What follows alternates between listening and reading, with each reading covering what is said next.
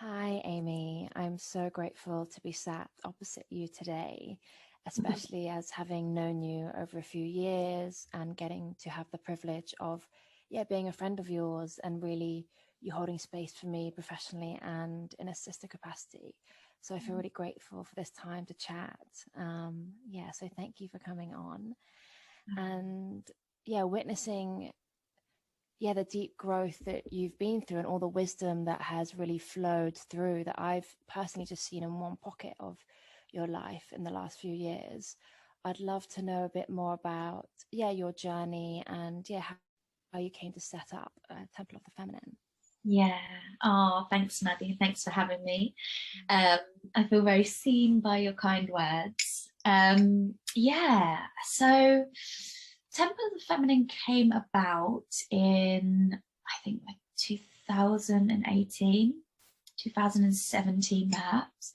And so it was kind of, it's such an interesting question because there's just so many kind of layers, and I do have a couple of like catalyst stories that I can share, but it kind of it evolves as we, anyone who kind of gets into this will realize everything just sort of takes on a life of its own, and you start to do different peel back different layers and different things come up. So I suppose everything comes from some form of trauma.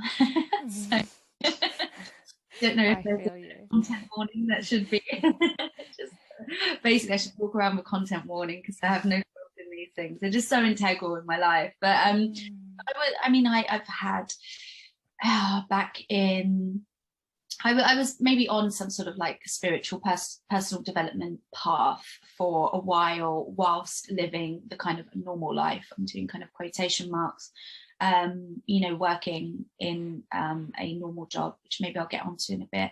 But I think, and I just sort of studied Reiki, I was meditating, but it was kind of in the background. It kind of wasn't that cool. It wasn't like that. It wasn't really in the rest of my world. And then my mum passed away in 2016, and then that. So sorry. Yeah, thanks, Maddie. I know we've shared some conversations about passing and grief and the kind of catalyst that brings, and it really kind of gets you looking at. Well, I guess it got me looking at like what is life, and what is death, and where do we go, and trying to make sense of it. Also, there was a lot of repressed emotion. I had like a very, very obvious visceral experience of being distraught and then getting drunk the night after my mum passed, and it just shutting completely off. Like very, very obvious emotional repression. And I was like, what's happened? It's like someone's turned me off, like to everything. And so I went on this sort of journey of self-exploration, almost like trying to make myself cry, going into yoga classes, like willing my heart open, all this kind of stuff. I wasn't coping because, you just walking around this like bucket of repressed grief or bottle, should I say, no opening, no access. And you aren't coping. I was irritable, tired, anxious, and I just didn't feel like I fit into my life anymore. So I decided to go to India, obviously. What else does one do? For like a few months for to find myself, to release some of this grief. And ever being the person who has to do self-development work to gain some sort of skill or acquire some sort of certification, I decided to train in meditation, right? And I thought I'd process for myself, and it would also be something I could add to this kind of like Reiki energy work. Because even before this, in my head, I was like, when I'm older, when I'm like ready to retire, I'm going to open up like a holistic shop and center, right? Because it's a very casual thing to do. It's very easy. And, when I'm winding down in life, disclaimer, it's not easy. It's not casual. It's fucking I thought, I had this like very hedonistic view of like, I'll just totally tap into my hippie roots when I'm older. Anyway, that got massively brought forward. So I went to India, and I was like, oh, you know what, I'm going to do some self-development, and I'm going to do some sort of, trainings as well, right? And dive deeper into this. did my meditation teacher training, did some sound healing training, and you know, I was kind of getting towards 5 months, and I was like, I'm kind of running out of money. I haven't found myself. Really hot. I was in Goa. I was like, it's really hot. I'm just sunbathing. I still feel like shit. I'm getting annoyed. I'm getting bit by mosquitoes and bed bugs. I've had enough. But I'm not ready to go home because I haven't found myself. And so my friend said, why don't you do a yoga teacher training? I know you don't want to be a yoga teacher, but it might help you with your holistic wellness center when you're older. I was like, that's a very good idea. And I did love, like, I was very much into the kind of Hindu aspect of the kind of Indian spiritual ideologies and practices, right? And in my meditation teacher training, we were getting up and we were doing pujas and mantras and, you know, jalaneti and like cleansing our eyes and our noses and all this kind of stuff. And I was really into it. I loved it. And so I thought, yeah, yoga teacher training might bring that structure back for me and just give me another skill. So I was like, yeah, okay, I'm going to do that. I was like, but I need to be not in ashram conditions. Sorry, everyone. And who's like, you know, the beautiful holy places. I was in grief. I was not ready for another ashram. I wanted to be in comfort. I needed to be mothered. That's so beautiful. Yeah. So I was being, you know, without being mothered, you become a brat. So I was like, my inner brat was there. Like, no, I've had enough. I'm hot. I'm tired. Everything is so hard. Everything's so hard. And anyway, so I looked on the Yoga Alliance website. The first school that came up was in Rishikesh, which I love. And I love Rishikesh. Yeah. So I love that. And it was like swimming pool, air conditioning, starts on Monday. I was like, wow, I'm going. And then, long story short, I walked into a Kundalini Tantra yoga teacher training. And because it had a deluxe room available for me. And and I had like a really profound Kundalini awakening. And and it is one of these like glorious stories, because the minute I got off the plane in India and I landed, someone was talking to me about Kundalini, and I was like, what's that? Someone was like, here's a crystal charged with Kundalini, do you want it? You know, now that's crap. That doesn't exist. I mean, in a sense, they said it turned purple because it was charged with Kundalini. I don't believe it. At the time, I was like, give me that crystal. But yeah, so this Kundalini yoga teacher training woke everything up, woke up my Kundalini, right? I was having these insights, these kind of downloads, if you want, you know, like they're just like so much self-awareness was coming through, and so much kind of like euphoria, connection to mind, to spirit. It was, yeah, one of the most profound times in my life, I suppose. And in that, you know, we were learning about the concepts of, we were learning like Hindu Tantra and sort of white Tantra. So like the Kundalini stuff, it wasn't what I know to be Yogi Bhajan, was a different teacher. And so we were learning about like the deities, and we were learning mantras, and we were learning about masculine and feminine, right? And this kind of, it's something like I was learning, and there was something shifting in me around this feminine energy. And I had a massive awakening of sexual energy. Wow. I was horny AF. And I remember just being like on the banks of the Ganga River. It was like at the bottom of the Himalayas, and being like feeling like so like, you know how you'd like the floaty feminine. I'm doing it now, but no one can, you can't see me, but like that really floaty, expansive, like feminine energy, like in this like erotic, sensual, sort of sexual energy. So obviously I'm going back to my bedroom, and I'm like, okay, wow, I'm just going to touch myself and explode. And it didn't happen like that.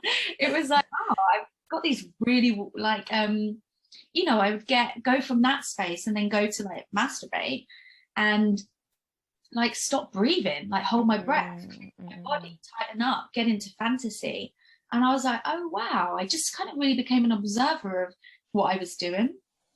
And then I'll kind of wrap this up a little bit. I came back to the UK, was sort of trying to integrate, but still in my other life. I started kind of like noticing the patterns that were playing out with men and how I was just sort of like a bit all over the place.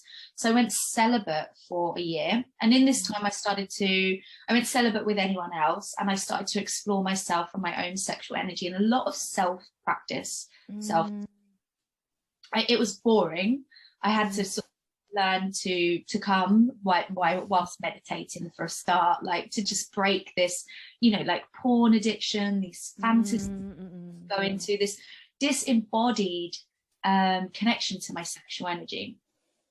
In this time, I was really going into the feminine. I started to do women's circles. I was teaching sort of Kundalini stuff. So the women's work and the feminine work started to really develop.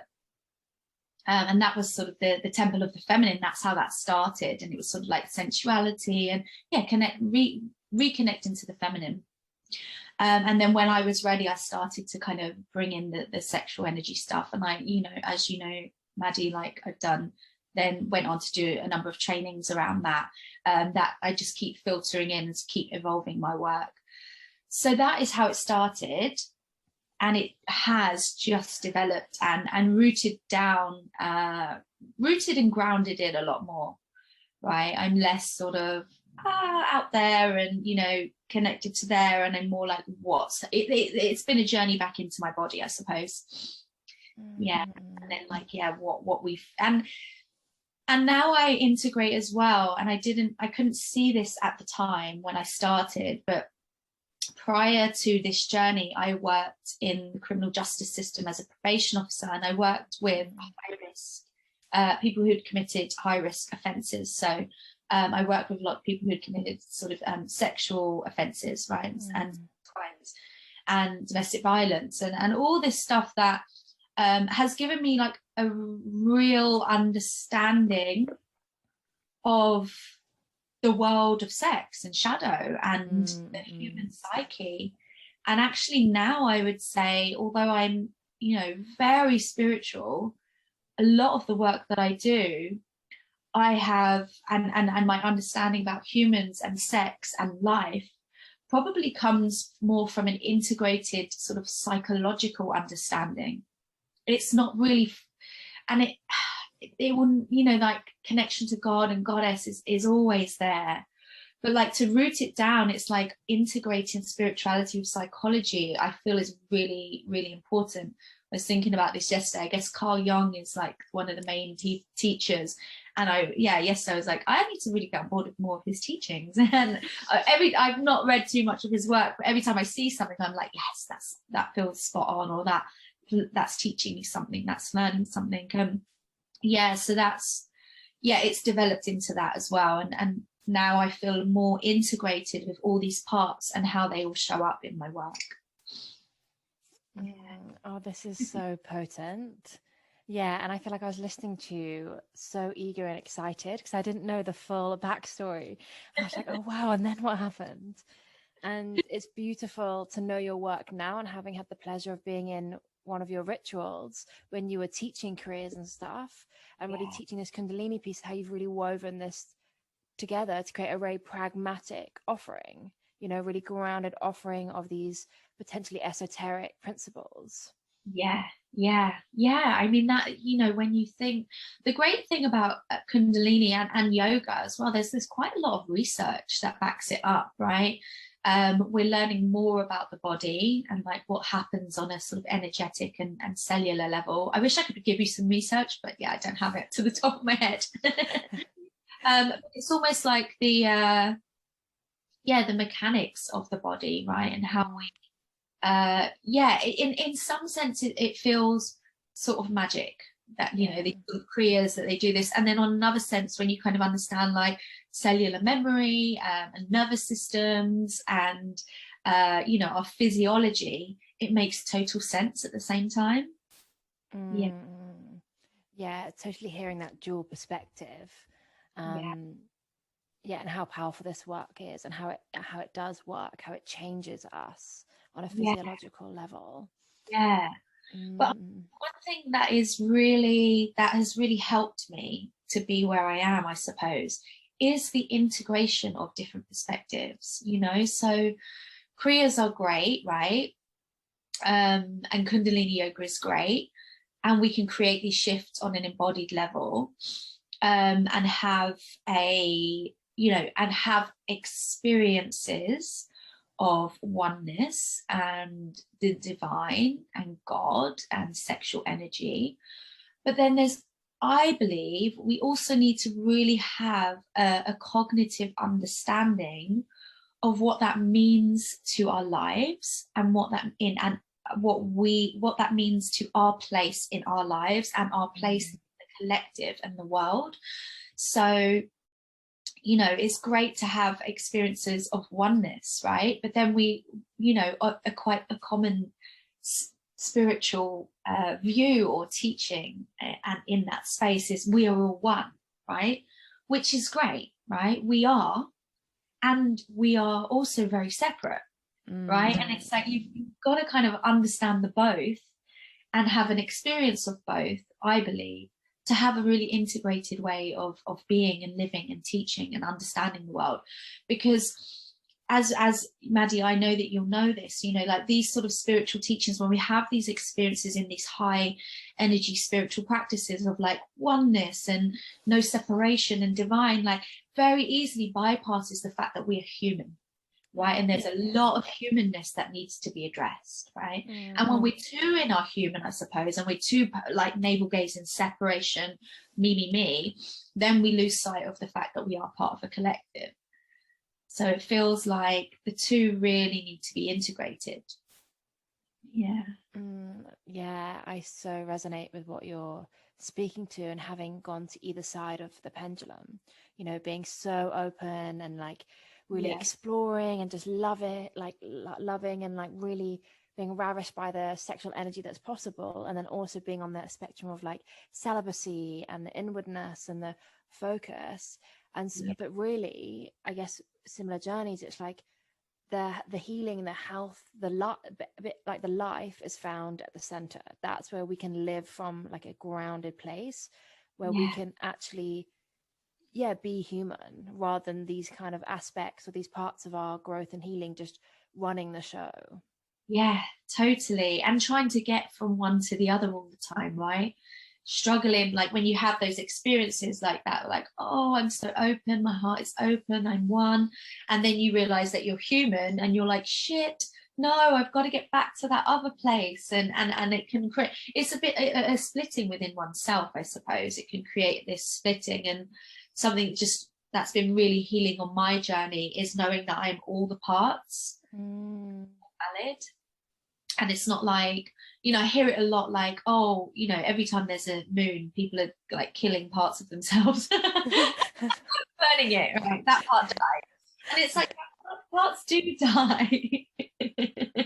That's really cracked me up, because it's so true. It's like every moon, new or full, it's like, and this part is gone, and it's like, I'm ready to let go of this part of me. I mean, I used to do it. I was like, you know, every new moon, like desperately writing down all the things I hate about myself and burning it in a bowl, right? And now I'm like, maybe that part doesn't need to die. Maybe it's just a part of me, and I need to kind of like scoop it up and bring it forward and love it and feel the gifts of it, you know, and work with it. You know, this part's probably telling me something, you know. Often it's like the part that wants to die is the part that's not okay with something that's happening in your life. And it's like, maybe you should listen to that part, you know? Yeah. That's so true. Yeah, I'm really seeing images of myself, on these rituals. And, you know, each month, like, I'm letting go of scarcity mindset. Yeah, it's gone now. It's gone. That was it. I didn't have to do anything else. It was just and oh, you gotta laugh. I've been through all those things.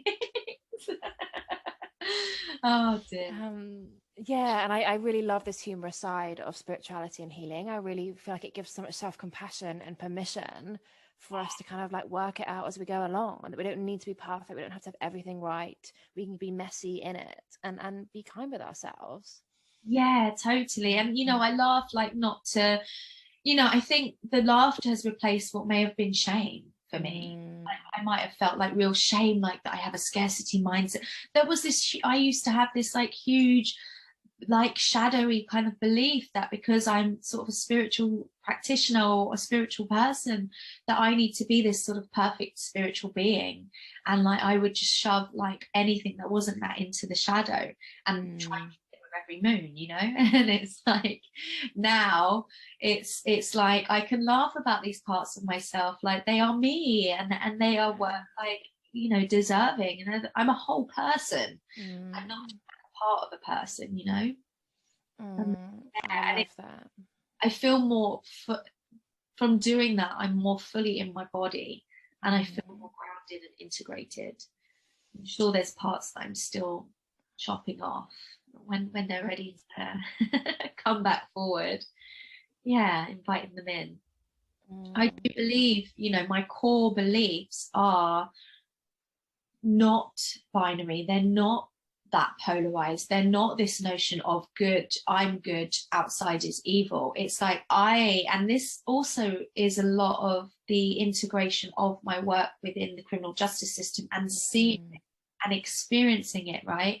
I am just as capable of doing the harm that was done with the people that I worked with as they are. Right. And I think for me, this is the shadow. That's what I understand the shadow work, like seeing that you are just as capable of doing all the things that every other human on this planet has done, but bar it be from maybe a different experience or a different way of being brought up or a different way of living or a different kind of physiology in your brain or yeah. For me, it's like, yeah, I'm good and I'm evil. And the more I kind of cut that out and project that outwards, the less integrated I can be and the less whole and the less grounded and the less able I am to do my job, I would say, you know, because I'm kind of essentially saying, you know, people are having experiences that I would never have because I'm too good for that. I'm too pure. But that's just not true. Yeah, and I really just appreciate all that you've shared and this real humility of which you say it, that I feel like adds to your groundedness and actually your wisdom as a woman and as a practitioner.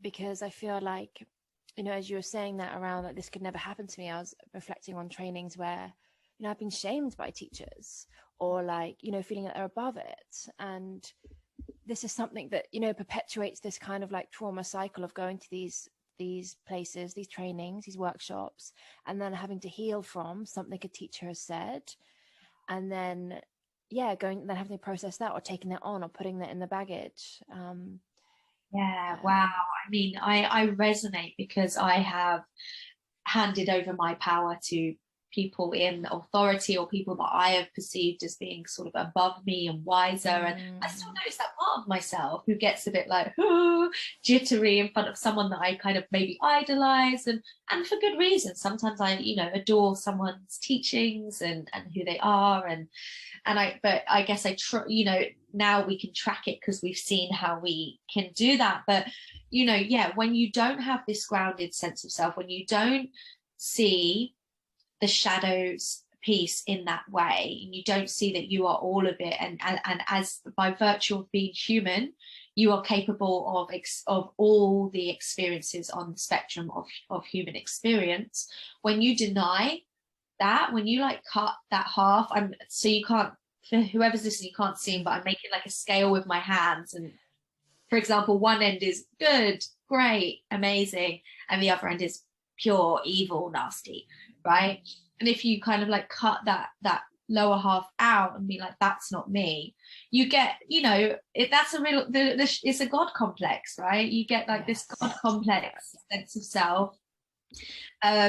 Whenever you give someone that much power, and they don't have a sense of their shadow, that shadow will come out in harm, and we see it in spiritual communities all the time. It does not surprise me at all the amount of abuse claims that come out from these communities, because if you are saying you are so light, your dark is going to be fucking dark. And I see it on smaller levels. You know, I'm a light worker, I don't really want to know about your light. I want to know how in tune you are with your shadow and your dark, because I Mm, feel safer with people who have that in check and have awareness and are constantly looking at that, because that's the part that's going to harm people. mm, And so we need to be aware of it, and we need to be aware of the harm. Ultimately, I don't believe we can ever go through this world and not do harm to someone, yeah. because we're going to trigger people, we're going to upset people, we're human, we're going to get angry, we're going to say things like that's going to happen, right? But it's like how big and how much do we manage it, and how do we take ownership, and how do we heal, how do we come back into connection, how do we make reparations, and how as well are we taking responsibility for the power that we've been given, you know? So like when you said like with teachers, like how are they yielding that power? Yeah. Yeah. You can either deny power or acknowledge it and like bring it out of the shadow again, right? And take account. Mm. Yeah, Yeah. and I'm really feeling the words that you've spoken at the level of my body, reflecting on certain trainings within the sexuality community, and it feels like getting to a certain point where I've realized that certain things weren't okay. And something that I really loved is seeing you speak out about certain sexual allegations, Yeah. and what's gone on. And like you said, when we have power, when teachers have power, how they yield that, how they respond to that. And in certain cases, we've seen play out some really shadowy, like gaslight behavior that has Yeah. not been okay for victims of abuse. And Yeah. this feels like this unspoken vortex that can play out within the sexuality community. Yes, yes. And I love that you've asked me this, because it's something that is really that really matters to me, right? Mm, Um, I mean, I've had experiences where I've been so a really powerful teacher, spiritual teacher, right? Because they can be powerful. Powerful people can do bad things, right? We know that. Often the people with the most power have yeah. the capability to do the most harmful things, right? Mm. You have to look at our like governments and things like that. It's once you understand it, once you see it, you can't unsee it. Okay, so when Mm. so powerful teachers, right, um, can take people, their students, into altered states of consciousness, Yeah. right?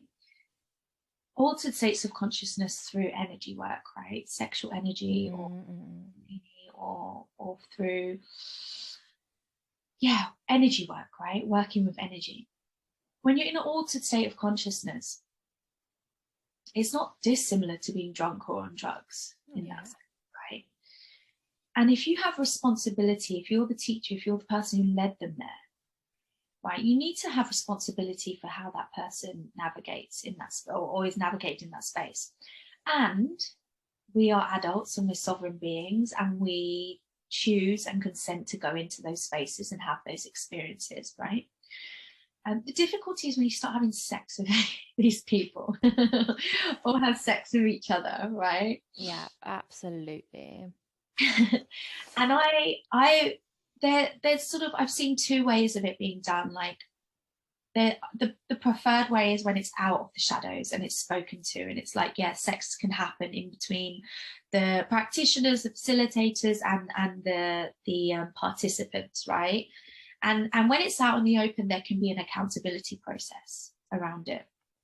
It's still not foolproof, I'm sure. I've had experiences where I've been in altered states of consciousness, and I've had sexual experiences with those who I perceive to be in authority, because I've given them, right? We've got to understand as well how we play a part.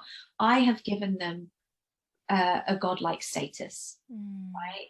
So I am projecting that onto them, and gone giddy, and probably like a lot of daddy issues as well, and had some sort of like sexual interaction, and then felt really fucking shameful afterwards. And that's Mm. the process, right? I wouldn't, that's not abuse, that's not you know, I don't know if I would even say that that would be out of integrity and in the space, but it's something to be aware of for everyone, right? But then there's this part where it's not out in the open, right? And it's happening behind closed doors. And it's like, you know, and people are participants, you know, people who come to spiritual retreats and practices and are vulnerable, right? We don't go there when life is ticking along and everything's fine. We go there when we're on our ass and we're like, we want help and we're looking for something. And normally our own sort of support and family structures are on the floor. And that's why often we want a community, we want to be involved in something, we want to belong. And I just think there needs to be more of an awareness of how we navigate those dynamics, right? And the power that those who are leading and those who are kind of in charge have, right? As much as we can say, yeah, it's that duality. It's like, yeah, we're all powerful, we all have our own power, and we choose where we give it and where we hold on to it, like how we embody it. But also there are very human dynamics as well going on, right? So there's like the kind of higher level of, yeah, well, we're all powerful beings and we're all responsible for our own experience. And then you come down to the very human level and say, actually, we've got to acknowledge our status in this dynamic and our status in the world and the status in this sort of particular community or collective, and work with that accordingly, right, to do less harm. So I mean, yeah, it's such a big piece, because I can't imagine any of these teachers want to admit where there's been wrongdoing. You know, there's two sides. It would, yeah, I mean, it would be it's catastrophic for, I mean, I don't even have particular teachers in mind. You only need to go onto Guru Mag, for example, to see the the different accusations. But it's catastrophic to their whole livelihood to admit it, right? We also don't, on the other side, the lay people, we don't understand sexual abuse enough. So it's like, you admit it, you're cancelled, you're done, bang, right? And that doesn't really allow space for accountability, reparation, and rehabilitation and reintegration. Yeah. You know, I believe that people can do these things, and probably it's so in the shadow that teachers that are doing harmful things don't even sort of acknowledge or realize that they're doing it, because they've created, and I know this from working in the criminal justice system, like they will create such a strong identity around being good or not being the person that does that to admit that will probably create some sort of like psychological collapse within them. Yeah. You know, they genuinely are like will convince themselves of something and surround themselves like, look out for that. All right, for me now it's like, who's on your team, right? With these, like, are they people who will call their teacher into account? Yeah. Or are they sort of submissive and like bowing at the feet of their teacher, you know? These are all little things that I think, you know, once you see it, you can't unsee it. Yeah, you know, absolutely. The way these structures are set up for harm to occur, right? But yeah, until there is like a massive shift collectively understanding this, of course we're going to stay rigid. These people are going to be rigid in their belief that they are not evil and they're not wrongdoers. And then those who have been harmed are going to be rigid in their belief that they have been harmed and this person needs to be sort of cancelled, brought down, you know, and you know, understandably. But I wonder if we are really in this space of evolution and consciousness, which I just don't think those words are synonymous with spirituality anymore, to be honest. But if those, you know, if we really want to raise consciousness and evolution, these are the conversations that we need to be having. Yeah, absolutely.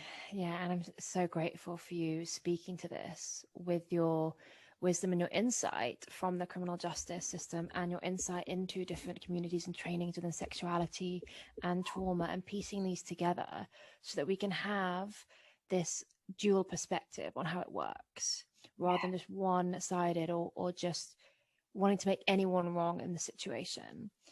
And it feels like, you know, what you're speaking to is like calling into these more trauma-informed systems so that these circumstances can't play out as easily within the shadow. And then also this restorative, transformative justice system, so that if there is a violation of boundaries, or there is a piece out of consent, how can we call in people to greater integrity rather than call them out? Yes, exactly. That's it. Because we, you know, again, if we believe that people are just inherently bad, and if they do something wrong, that's it, they're evil, they're beyond it, it's really, again, I hope that people listening can see the kind of cognitive dissonance in the spirit. As in, like, we're all there for self-growth and evolution, but essentially we then, if somebody does something bad, we consider they're like beyond help, right? It's like, oh, that goes against this belief of evolution and growth, right? So we want to create spaces where, I mean, I think on a kind of, I say, sort of ground levels, in like the people that are going into these spaces and being participants, we've got to keep our own projections around God like status in check, you know, because someone can walk around thinking that they're God, but they don't really get that status or that kind of a power until we give it to them, you know.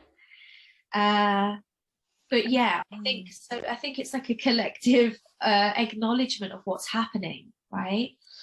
And yeah, they're seeing that, okay, your guru or your teacher is a human, and they make mistakes just like you are. And what are we going to do when someone we love, right? Because there's a lot of love projected onto these teachers as well, when they make a mistake. You know. And it's not even about forgiveness, because that, again, can just be a bypass. It's about, let's go through some sort of accountability process. You know, because forgiveness without acknowledgement or self-responsibility is just like a sticky plaster. You know, we think to come back in. I want to know, like, what inner work have you done around this? What do you know now that you didn't know then? What's your understanding of your behavior, and how are you going to do things differently? You know, get a coach. Don't know why gurus are beyond getting it, or therapists, like the rest of us, right?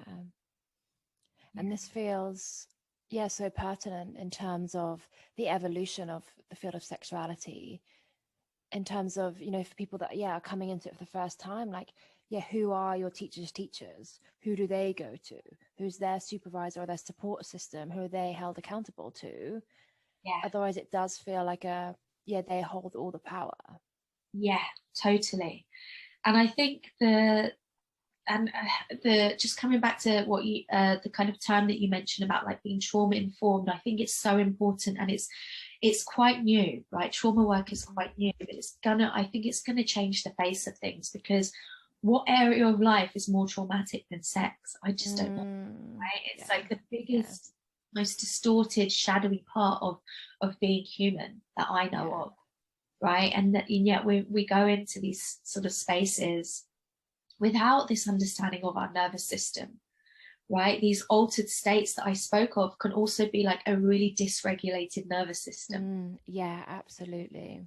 We can feel like we're having this sort of godlike experience, and really like our system is just all over the place. And you know, we need our nervous system we need to have a relationship with our nervous system, right, to know what's right and what's wrong for us, and what feels, what's a warning sign. This is another thing, like, what's a trigger, as in like something old is being shown to you, and what is your body's warning sign? I always see this sort of teaching, like, your triggers are your teachers. And I'm like, they could be teaching you that something's not right here. They're not always something, because I used to take that teaching as, every time I'm triggered, I've got work to do. Oh And it's yeah, like, yeah. I'm like, God, no, your triggers were telling you to get the fuck out, Right. Amy. Yeah. You, because that belief Mm, is almost saying, if I do enough work on myself, I'll never be triggered. If you yeah. lose your system, you're fucked. Like, how are you Mm, supposed to know that, a lion's about to come and eat you if you've got no inner, sort of survival system? You haven't got that fight flight mode within you. That is our trigger system, right? mm, We absolutely need that. We often override it. We'll often yeah. be in situations and we're like, I don't feel that safe. And we'll override that with our brains, Mm, mm, override mm, the mm. animal body with And our cognition. yeah, gosh, and I love that you've named this piece around, yeah, the triggers, because then I find this plays into the power dynamics of like self-responsibility. It's your trigger, it's your stuff, and just emphasizing the importance of being around, yeah, the practitioners that can hold the boundaries for you or hold this. They're not going to play into the dynamic of like, yeah, this is your trigger. They'll be able to take, like you said earlier, relational repair, Yeah, so it's like integrated teachers, integrated space holders, so yeah, that these dynamics, yeah, aren't so susceptible to playing out. yeah. And it's such Mm, an interesting one, that teaching, I'm doing quotation marks, of like, it's your trigger, your stuff, because it sounds like it's self-responsibility, but it's actually avoidant of responsibility for the other person involved. absolutely, this is it. Yeah. Yeah. And there needs to be space for the grey area. There needs to be space for the nuance, because essentially we do harm people, right? Mm, We do trigger people. I mean, that, you've got to be discerning about it. If I'm just being, like, I'm just living my life and I trigger someone, it's not my stuff. If I'm saying things to people and directing my energy towards them and relating to them and I'm triggering them, there's something for me to look at. What am I mm, doing? Why am I doing that? Have I harmed them? Right? There's space for that conversation, right? So yeah, I really feel like the trauma informed piece, perhaps is a good way, or like this. Spirituality has become disembodied in many, or is disembodied in many respects, and doesn't foster connection, healthy connection and community, or can be supportive of avoiding healthy connection and community. Does that make sense? Felt a bit wordy. But I suppose we've mentioned a few sort of those sort of spiritual teachers that can be used to avoid mm, mm, sort of like being in the humanness and being in the connection and being and reducing harm. mm, Oh, mm, mm. yeah. Yeah, and I feel, yeah, so grateful that you are a teacher in this field, like that level of safety to feel with you, that ownership piece, knowing that we can have these conversations, that we can sit with each other or like in community and really sit with our stuff of what's coming up. And it Yeah. feels like we've spoken about that trauma informed piece, but I feel like there's a level of healing that needs to go on for practitioners to even acknowledge, like you spoke about that, like incongruence or before earlier from people when they realize around harm. And it feels like lots of practitioners may need to move through their own trauma healing so they can sit and still love themselves even when they've acted out of integrity. Yes, that's exactly it. And I think it kind of comes back to what comes up to me is that kind of splitting. That Mm, be a practitioner, I have to be perfect. And it's a dangerous game when you create your self-identity around your work, yeah, or yeah. really you create your self-identity around something that's sort of perfect. And I think as a practitioner it's important to be able to separate yourself from that role as well, to be able to say, actually, I did that wrong, or I did harm, rather than like, oh my God, my worth and my presence and my being and my sense of self is dependent on being an amazing practitioner. Yeah, you're gonna get it wrong, right? And I wonder, I'm just now just, yeah, feeling into, I want, you know, a lot of us are running our businesses on Instagram, which it needs to be sort of perfect and glossy, and it kind of, you know, there seems to be like less and less space for us to be imperfect in a way. Yeah. You know? And so it's like an individual and it's a collective, right? We individually feel like we can't be imperfect and stuff, but collectively there's a lot of people out there will project you need to be perfect because you are a practitioner. Yeah. And the only thing we can do is just get really, really in right relationship with self. Yes. And admit when we're wrong, right? And I know from the outset, I really appreciate people who admit when they're wrong. Yeah. I also appreciate people when they might be called in or something and still stand by what they said. And I think yeah, sometimes, you know, I like, you can feel when someone's like run it through their system and said, no, I hear you. I also feel that I stand by what I said. And you can feel when someone's defensive because they're protecting this sense of self that they've created. And I get that, right? We all have our sense of, I guess it's the ego self, isn't it? Which isn't a bad thing. But it's like we all kind of attach to, I'm this, I'm a mother, I'm a wife. And, you know, and whenever we attach, I'm a practitioner, I'm a sex coach. And when we have these identities, anything that challenges our ability to be great in that can feel, we can get defensive around, right? I'm a great wife, I'm a great mother. How dare you challenge anything? You know, I'm a great sex coach. How dare you say that? But it's like, yeah, we will fuck up. Absolutely, we will fuck up. That is part of learning. That is part of healing, is that fucking up process. And again, it's that kind of like contrast of, we're on this self-growth path, so you've got to understand that you're going to do things wrong from which to grow from, right? So it's not it's not a bad thing. It doesn't have to send us into a shame spiral. Getting in relationship with your shame, right, doesn't overrun you. So it doesn't rule you. Yeah, because shame is the big one. Yeah, like I am this, and now you're telling me I'm not a good this, or I'm a bad this, or I shouldn't be this. That's like, oh, shame on who I am, right? Yeah. And from this place, then it may feel too painful to even look at any stuff. We're already maybe in collapse. We may already be, you know, it's too much for our system when we're overrun with that voice. Yeah, totally.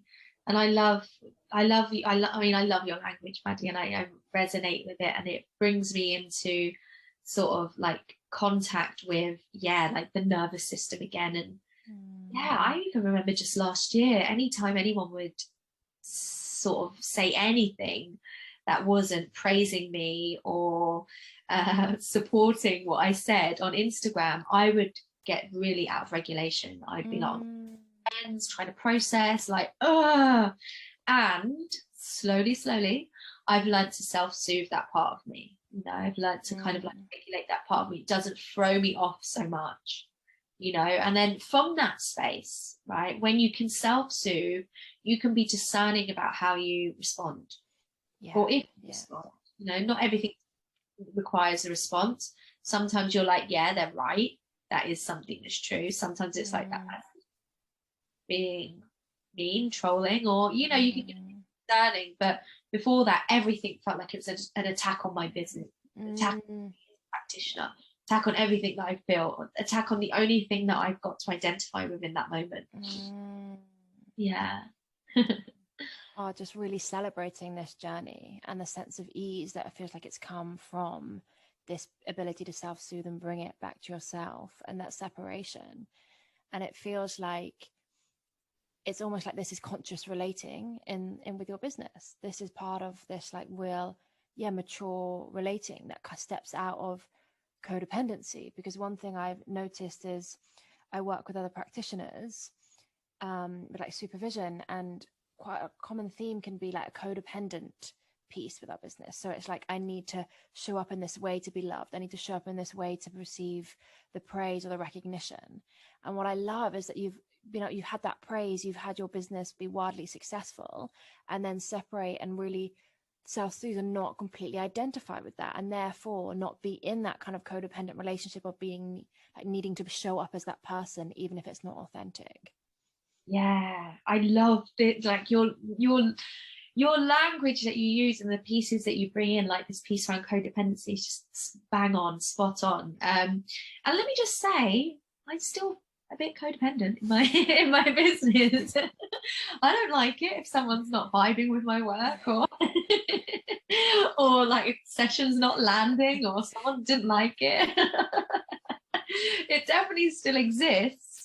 I guess it's like I can kind of acknowledge it and be more aware of it, right? And almost like laugh about that part of me. I'm like, you know, right, my client doesn't love me anymore. What do I do? Kind of thing. Where else can I find that love? Phone a friend. Tell me you love me and it'll be fine. But yeah, it's acknowledging there's part of me that doesn't feel loved, right? It doesn't have to even be a big, also, you know, those moments don't even have to be a big, like, oh my God, got to get onto the phone to my therapist. It's like, yeah, I have codependent parts of me, you know, that just, and I think the more we deny these parts, that's when they come out in shadowy ways. That's when they start to, they basically, they act out unconsciously, right? When we're not conscious of them, they just act out unconsciously, right? But I love that. I think, and I would never have called it codependency until now, but it makes so much sense, and it's just broadened my understanding of codependency. I suppose I would normally relate it to intimate relationships, friendships, partners, but it absolutely relates here. Absolutely is relevant here. Yeah, it's so interesting, and I really feel as well that trauma work, trauma healing, which includes, for anyone listening, includes like developmental trauma, so like attachment issues and wounding, childhood wounding, is really necessary for anyone doing this kind of work. I think for everyone, necessary for everyone, but for doing this kind of work, right? Who are we when we show up in our roles? And there's often this kind of like this sort of people who are either not thinking about it, or they're kind of like, I show up as all of me when I do my work. But do you really need to show up as all of you doing your work? Is that a bit much? You know, like, and boundaries.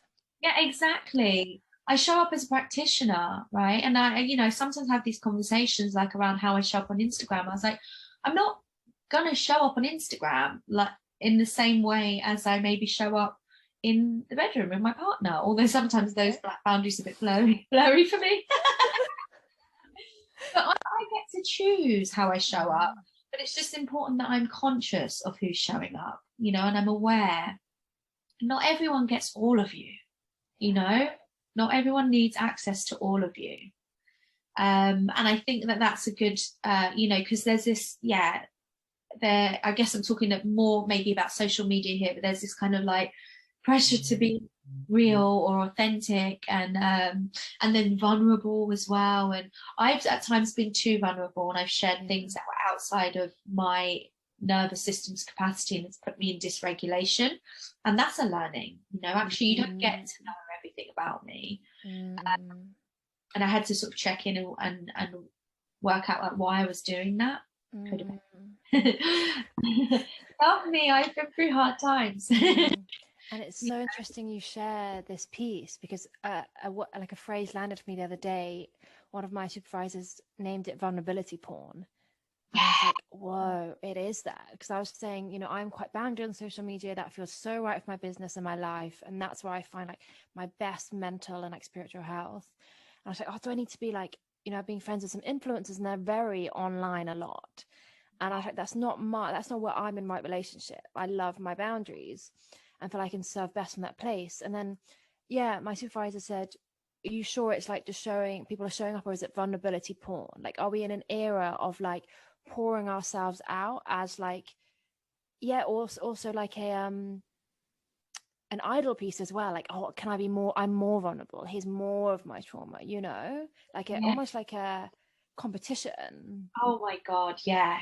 And it's so interesting as well, in that it kind of feeds into something that I've been reflecting on for the last few months, in this kind of like, I'm definitely in it, which is why I'm reflecting it, kind of like that we've kind of become like this hybrid influencer therapist role. Yeah, Right. I manifest. love the way you do that, Maddie, and I love that boundary space where it's like, this is just my teachings and this is what I deliver, and I'm kind of already in it, and I love it.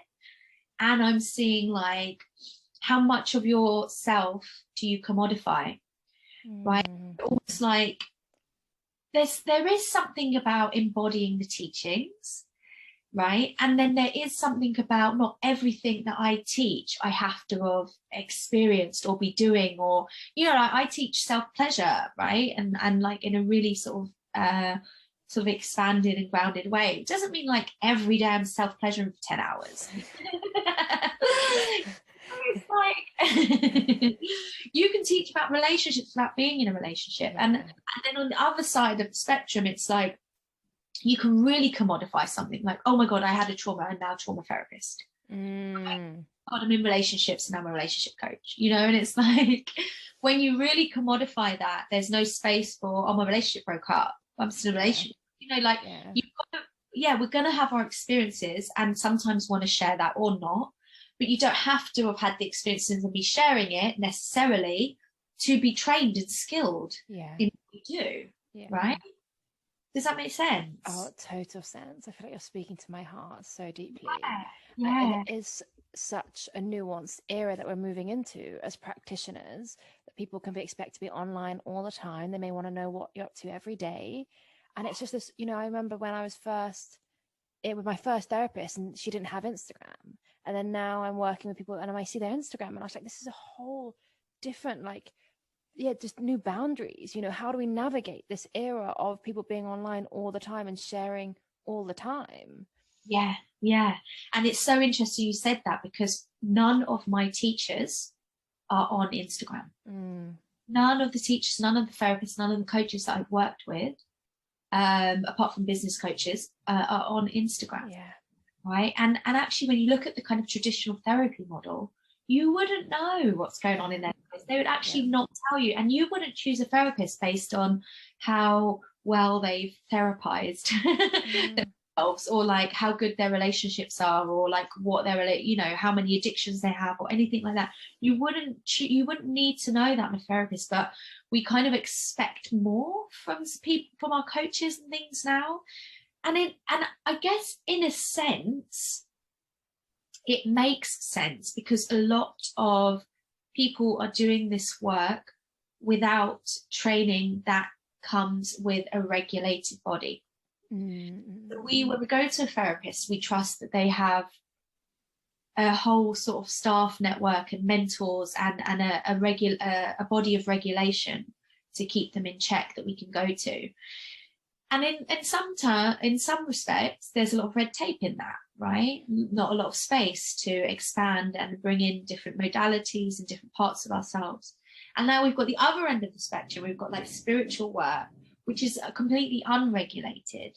And people are kind of like popping up and being like, you know, I've got these gifts and whatnot. And we want to create space for that. And then also that safety, that regulation, that like, yeah, that kind of rooted, grounded,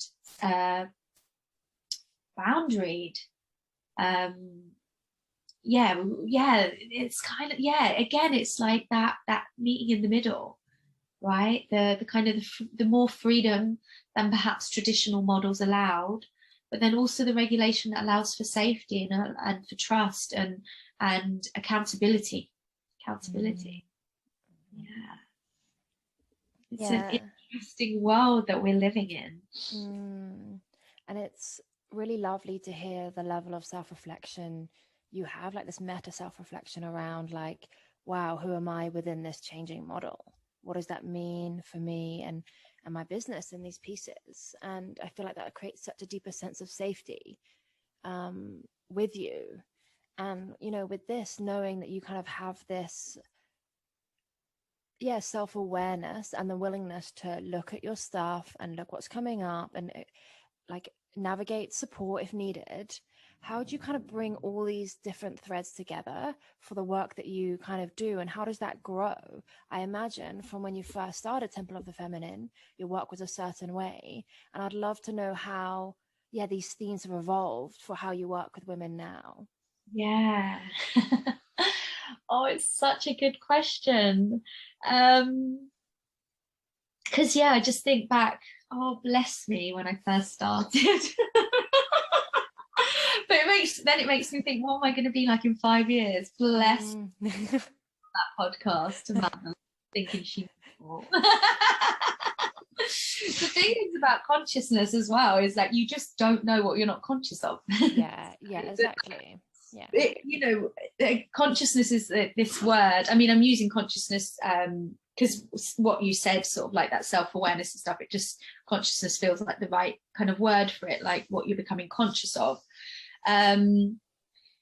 Consciousness again is one of those words that we use as in it's like an absolute, like I'm a conscious something. And it's like, but how do we ever really know? I guess how it's changed my work is like really humbled me, right? But in that humility kind of increased my sense of self-worth and my confidence somehow. Yeah. Because I'm humble, but probably more full of myself at the same time.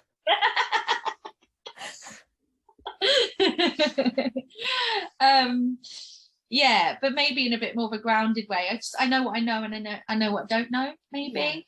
Yeah, I so get you. This like grounded sense of, yeah, like I know my shit, I know my stuff, and the stuff that I don't know I'm willing to refer on, but the stuff I do know, like I know inside out, and I trust that like I'm one of the best that can do it. Yeah, exactly. Yeah, feeling like that. Love that. And I guess this kind of, when you know that you don't know everything, there always creates space to learn and to grow. But then also when you also know the things that you do know, you can kind of really back them, back yourself and really go sort of, fully with conviction forward with them, So I guess it creates a stronger practice, a stronger service, a stronger offering in that sense. That isn't watered down by perhaps times when I thought of maybe thought that I was expected myself to know everything, and so would kind of be like scrabbling to expand myself everywhere and water myself down in that sense, Yeah, it's interesting to kind of feel into that journey. I feel like the Amy that first started Temple of the Feminine, I just don't think I was as fully in my body as I am now. Maybe I'll get more in my body. And what I mean by that, if anyone doesn't understand what I'm saying, I guess it's,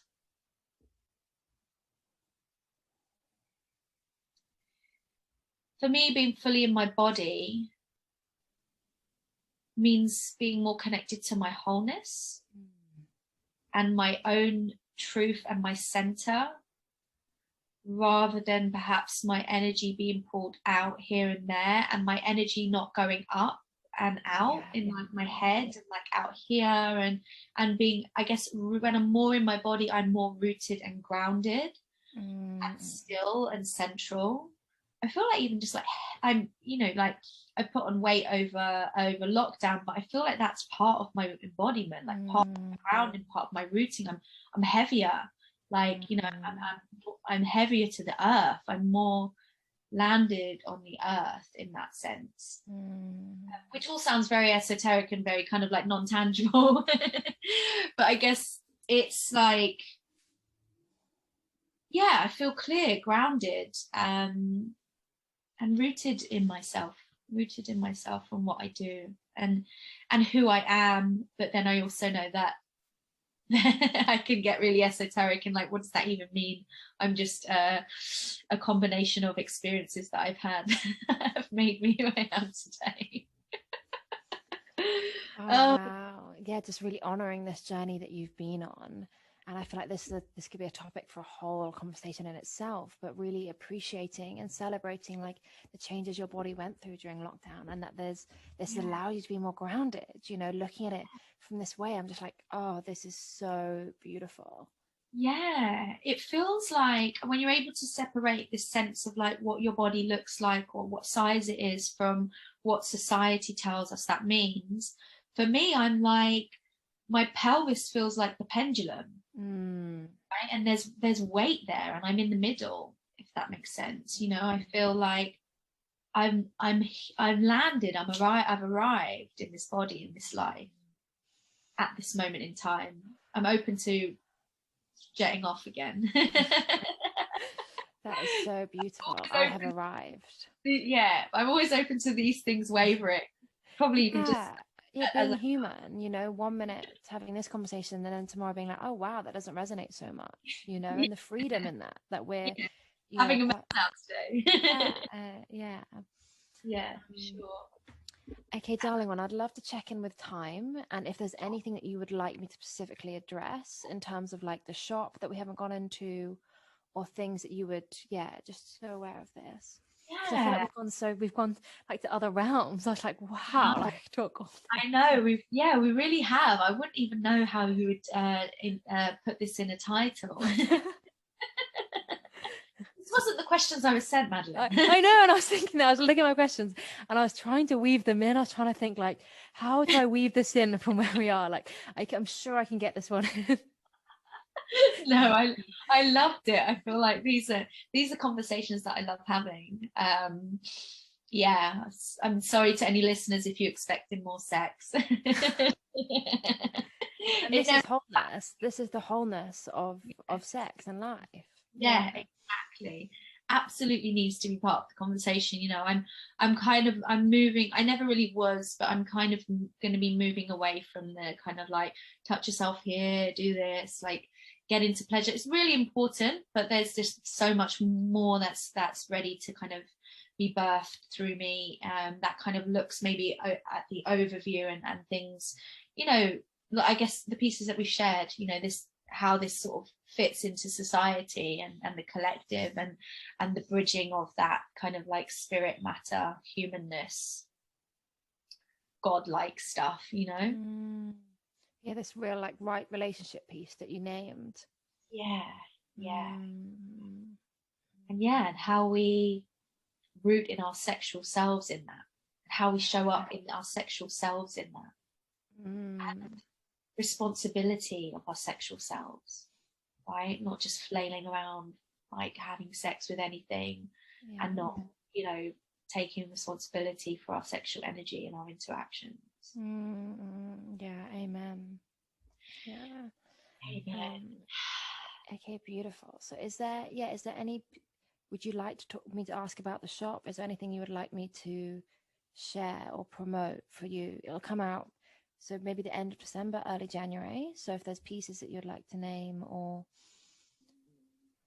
No, not really. Just in the unless there's anything else you want to ask, I feel good not bringing. It feels good to not bring something in just for. Yeah, I don't have a real urge to bring something in that sense. Okay, great. So I love this. Okay, so I've got 2 questions then. Sure.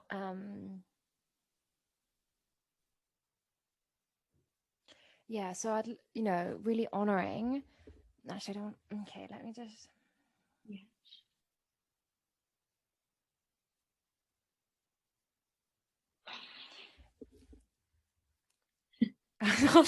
I'll just give you some time.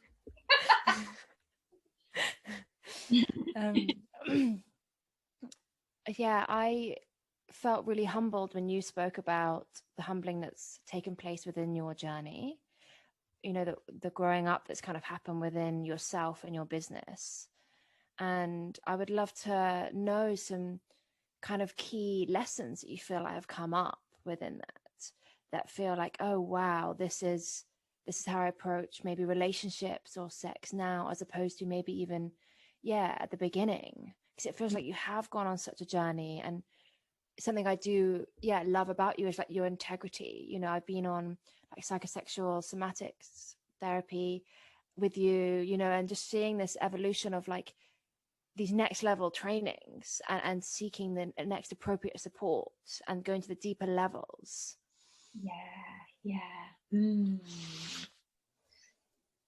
So sorry, I guess yeah, so that when you said about the lessons, let me just feel into that.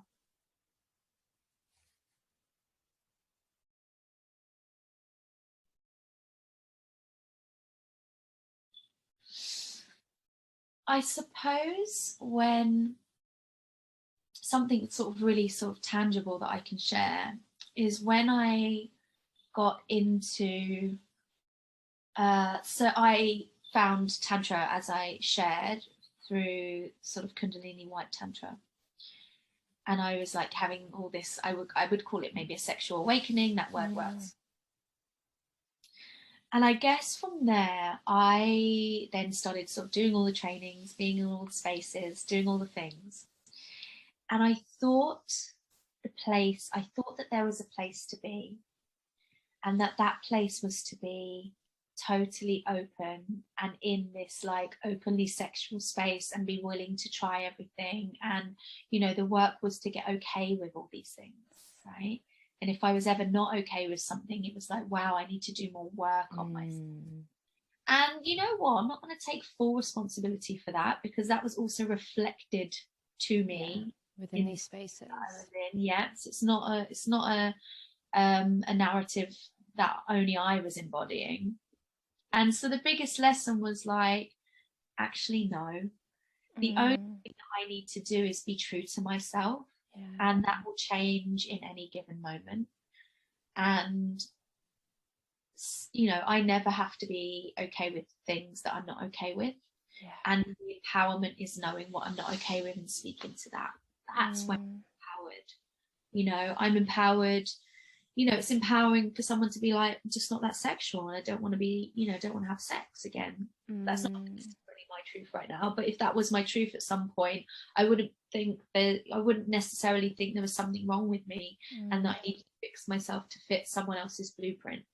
I think that is one of my key teachings in what I do. So of course, if it doesn't work for the person, then they're going to come and want to do work on it and whatnot. But ultimately, I think that we often get tied up in other people's ideas of how we should be, or maybe our own ideas that we've kind of picked up from friends, family, communities, media, peers, and we get tied up in thinking that is the way we need to be sexually. It's like, actually, I only ever need to really be I only ever need to be what is true to me and my body. And I think this is the embodiment piece. It's like, if my body's saying this isn't okay for me, it's not okay for me. And it doesn't need to be a reason. It doesn't need to be a big necessarily delve into why, unless it's something that part of me feels I really want and part of me is holding back. You know, it's like knowing what's right for me is, it feels like the work. And it is work, because you always get pulled out of it. You know, and especially at the beginning, when you become aware of it, it's very easy to kind of get pulled out of it. I'm so impressionable. Like, I don't think anybody realizes how impressionable I am. I've been like this all my life. Like, when I was younger, I was really academically clever, and then I went to high school, and it was cool in primary school for me to be clever and top of everything. And then I went to high school, and it wasn't cool. I remember getting top marks in my German test and getting teased, so I would dumb down my tests. I would do anything to fit in with those around me. So it's been a big part of my journey to get in right relationship with myself. Like, who am I? What do I want? What are my values? What are my beliefs?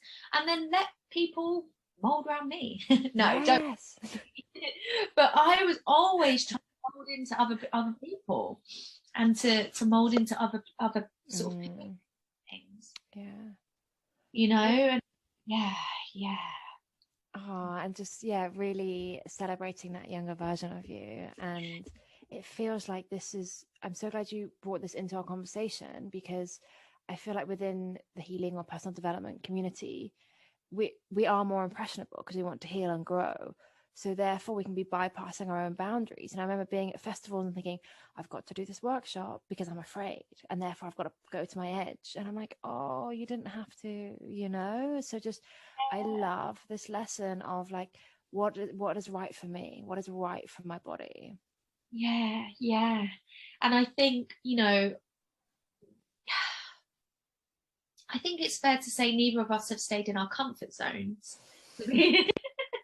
To be like, oh, maybe we're just not, you know, I'm kind of just in a place where it's like, it doesn't have to be, I don't want it to be that hard anymore. Yeah, yeah. I Mm. want to be in connection with joy Mm. and all the other feelings, but maybe not, you know, I could be maybe a bit sadomasochistic with that, and like, oh, let's go into this workshop so I can feel more fury or more anger, more pain. And it did work a lot, like I said, with like the repressed emotions and stuff. And it's good to have those tools, but it's Mm. good to just get a bit more solid in my sense of self, which I haven't, yeah, which I'm just very susceptible to other people's, even just, I mean, even just in terms of like trying to find a place to live Mm. this year, you know, and I'm sure everyone can resonate. Like, you know, I think, oh, I should be someone who's in Bali, or I should be someone who's in Mexico, in Tulum. And they're all like really beautiful places with like lovely people who I know, like yourself, Maddie, but it just wasn't my truth, you know. Mm. It just wasn't what I wanted. And it's this really beautiful and sort of new space to be like, you can go wherever you want, Amy. Where do you actually want to be? Mm. You know, outside of, if you put the blinkers on, what actually feels good in your body, right? Not what Mm. looks good, not where like your friends are, but what feels, not that being where friends are is a bad thing. But I was like, what does my body actually Yeah. need? My body. Yeah. Mm.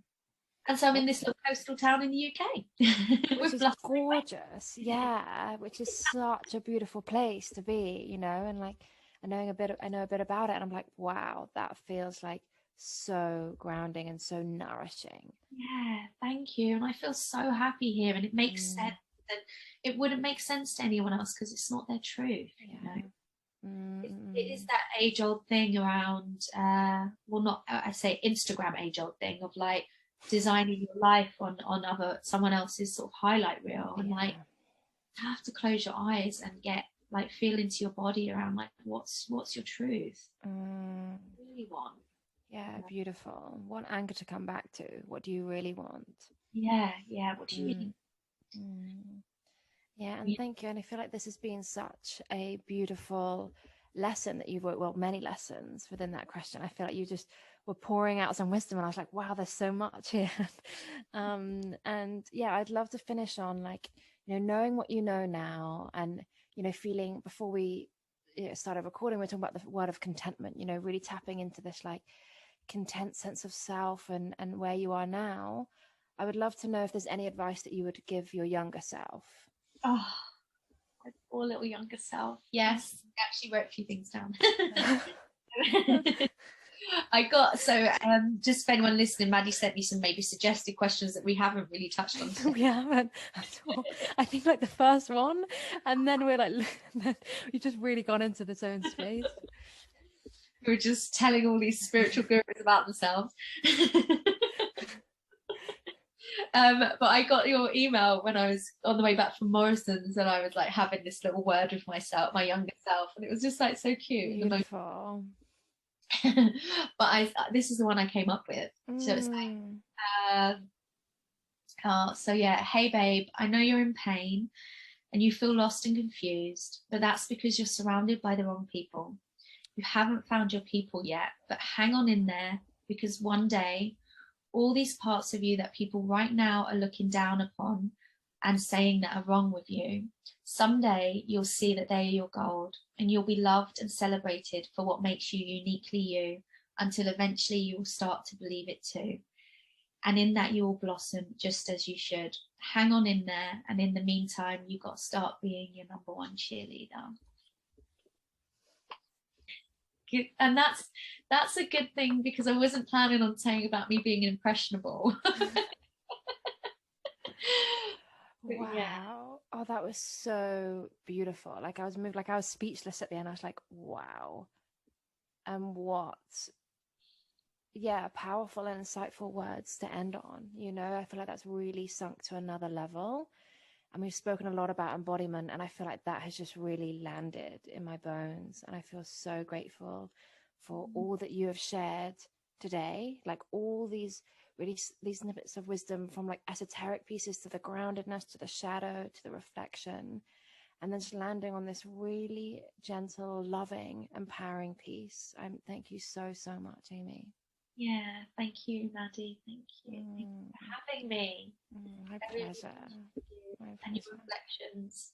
Feel very boosted. Thank you. Mhm.